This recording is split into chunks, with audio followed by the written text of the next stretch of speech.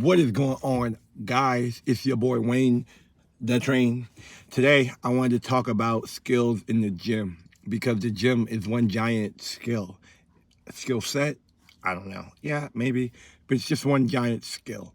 Like anything you do in life, the more you do a skill, the better you become at it. The more you can produce, the better results you get, the more efficient you are at it.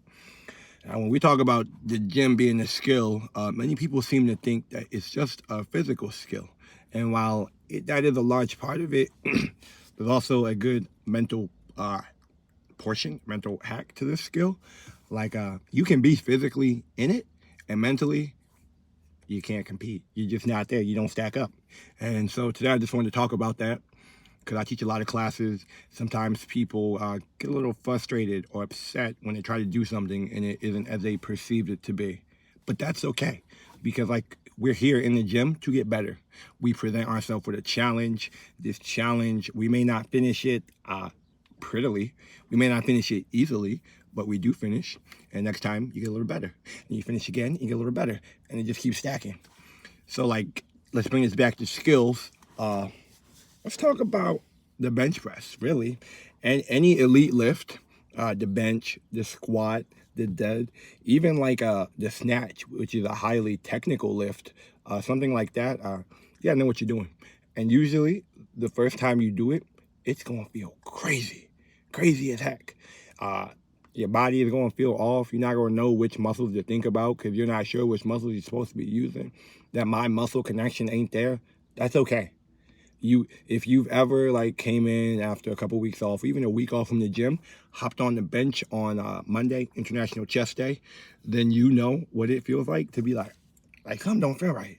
And that's your brain trying to reacclimate, trying to one, get the blood back in the muscles that's going to be used, but two, trying to draw on that efficient motor pattern that you built from the reps before. You see, every time you do something, you build this map, you build this pathway in your brain. You're like, hey, brain, this is the way to do this task. This is the way to efficiently do this task. So this is the way we're going to do this task. Okay? Okay, brain? Like, you tell your brain how to do something, you have this map way made out. You see, like, when we do something, the first time it's difficult, we have to put a little concentration. The second time it gets a little easier. Then maybe the third time, we can do it without even thinking about it consciously. We can do it, and then have some other thought at the forefront of our brain. Prime example, you're curling with no thoughts, maybe thinking about dinner that night.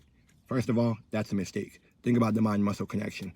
Second of all, this is a nice way to see how advanced you are with the movement, how comfortable you are with the movement. Because once you start to get in that autonomous movement where you move without thinking, that's when you really start to rely on the skills and the motor and patterns that you have built on through all these reps before. And that's important. Like this motor pattern, it may not be perfect. You want it to be perfect. You want it to be efficient. They will most likely be different from person to person because we all have different leverages, different arm lengths, different torsos. So we're all going to move weight differently. We have this baseline for good form, and then our map that our brain creates is going to draw off of this baseline for good form. And this is how we come to our skill, our level of skill for bench, our level of skill for deadlift, whatever.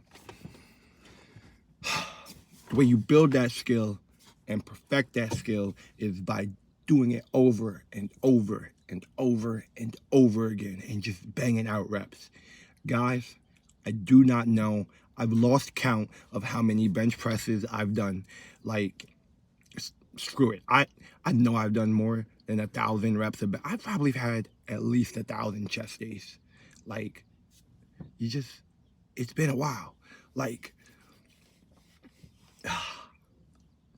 I don't even know. I don't know. My brain's drawing a blank. Oh, but each time you do this chest day, you may learn something a little better. You may, some days you feel like you go in, you're like, this weight's moving like butter, like you're just in the groove, like your brain, everything, you're in the zone. It's all so easy.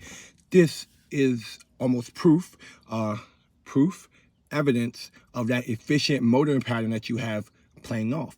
This is evidence of your skills playing off.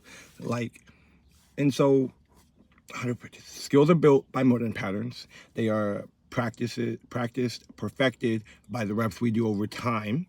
Now, if you keep doing the skills, there's two ways. So you can kind of delve into that autonomous thought that I talked about earlier, where you do the movement without much thinking. And while that has some utility, it may not be the best for weightlifting when we have a goal in mind, when we're trying to feel tension, feel a certain muscle. In that case, we have this efficient motor pattern, we have these skills, but we are trying to improve on them. So every rep, you may be looking for just one thing you can tweak to get a little better at that workout. We're not trying to change everything, because when you change everything too fast, you don't know what works and what doesn't work. So we change things. When I go into a workout, sometimes I focus on one cue. One cue, I'm gonna get that cue perfect. Lately, when I've been cueing, I leave my knees forward with my squat so I can feel my quad more. Now, these cues you learn over time. Everybody's need for cues is different. Like I said, everybody's form is different. Everybody's motor pathway is different. So what cues you determine you need, they may be different than mine, or that person up the street, or that guy who's in that rack right now. Everybody's pattern is different. Our skills are different. Our cues that we need to learn are different. But if you keep saying these cues, if you keep reflecting on these cues, you keep working and improving on these cues, eventually they too join that group of your brain where you have that autonomous action, and then you can pop off with these good, efficient cues without thinking about them. This is the goal. We keep stacking good cues in that efficient motor pattern, and then once we stack so many cues, we move on to the next cue. We move on to the next cue. All these cues go into this beautiful pie that makes our lifts amazing. So when we get these cues down, when we perfect each cue, when that goes into our skill set of gym skills, we build that efficient mental pathway. This is awesome. This is what we want in the gym, and this is how we move the most weight. So just to bring this back around to the beginning, because I know it's kind of went off on a tangent. It's been a long video. Skills are made in the gym. Skills are built over time. Skills are built over time with conscious efforts, slowly but surely. That's it, really. We build those skills in the gym. You get better as lifting. As your skills improve, you will start to feel better. You may notice, hey, my shoulder was bothering me when I bench. I don't get that anymore because I have such an efficient skill, such an efficient motor pathway that I'm awesome. Hey, my back was bothering me when I'm squatting. I worked on the skill of sitting up. I worked on the cue of keeping my back high, and now I don't have back pain anymore. This is good. This is why we want to practice our skills. Our skills allow us to have good form that keep out injury, prevent injury. They allow us to lift the most weight in the most efficient manner, and it's just good. If you're going to do something, then be good at it, and skills help you get good at it. On the flip side, if you feel like your skills are trash, you're okay. Everybody starts off that way. When I started, I couldn't even bench 100 pounds. 225s on the plate, that would have been on the bench. That's the end of me, boys. But now, like, I'm working to rep out 315. So, like, just practice your skills over time. And the more you work on the skills, the better you will get. The only difference between me and you is the amount of time that we have put in. I may have longer, you may have longer. I guarantee you the person with longer, though, most likely have the better skills, the better movement patterns. So that's all I got for you guys today. Check out the next videos. They're going to come soon. You guys are awesome.